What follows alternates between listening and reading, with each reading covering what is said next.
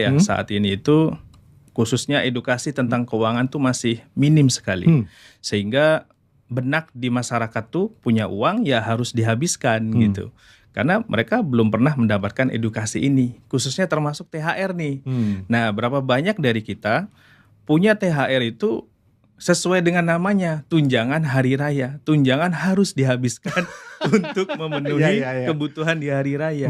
Padahal sebenarnya kalau dia cerdas, memahami bahwasanya maksud dari THR adalah booster untuk membantu penambahan aset yang signifikan. Aset justru ya? Iya, penambahan aset, bukan untuk dihabiskan. Karena rata-rata justru ketika dapat THR inilah salah satu strategi mendapatkan tambahan aset. Ya di luar kita biasanya kan kalau kerja berarti menukar waktu kita. Tapi dengan tambahan THR justru ini tambahan amunisi kita untuk belanja lagi aset.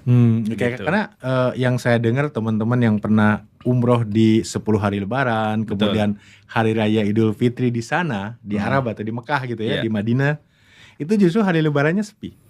Tidak euforia untuk menghabiskan uang kemana-mana, jalan-jalan gitu ya. Karena kita memang tradisi. Jadi, betul, tradisi ini yang tidak bisa diputus mungkin ya.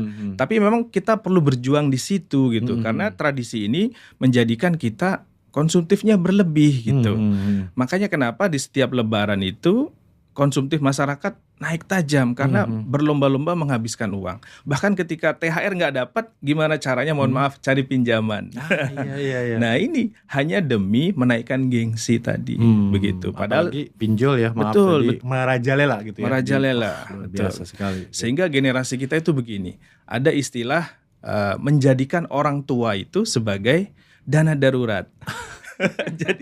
Jadi berapa banyak dari masyarakat kita itu nanti kalau saya kehabisan amunisi ya tinggal telepon orang tua. Jadi orang tuanya sebagai dana darurat gitu.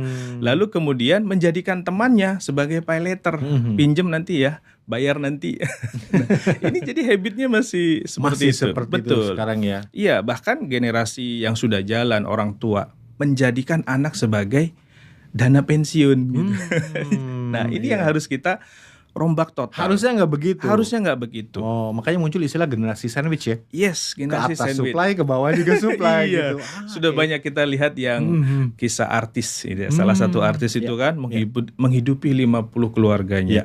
Itu kan luar biasa. Akhirnya di masa yang sudah tidak produktif, dia tidak berdaya secara ekonomi gitu. Padahal kalau dia cerdas dulu ketika lagi posisi puncak, harusnya mempersiapkan kondisi tidak nyamannya itu. Karena kan kita belajar dari Nabi Yusuf. Coba Nabi Yusuf itu kan memberikan contoh kepada